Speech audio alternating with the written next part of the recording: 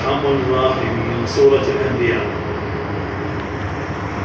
يقول: سئل الإمام الصادق عليه السلام عن رؤيا أيوب قال: لم يصبر مثله نبي، لكن محمد صلى الله عليه وآله قد صبر على إيذاء قومه إليه. يقول: حينما يذكرون أهل البيت عليهم السلام صبر نبي الله أيوب،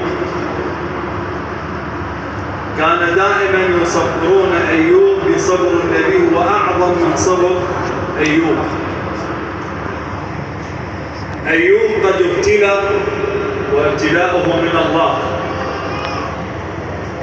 لكن الرسول الكريم صلى الله عليه وآله ابتلاؤه من الناس، قد آذوه وتعدوا على بيته وسلبوا حقوقه،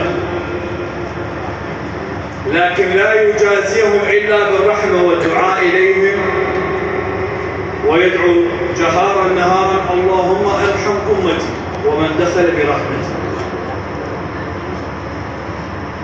فكان هذا الإيذاء من الأقوام للمجاورة لقريش، قال حينما يدعوهم النبي الكريم صلى الله عليه وآله أن ادخلوا بدين الله، كان الأكثر يرفض.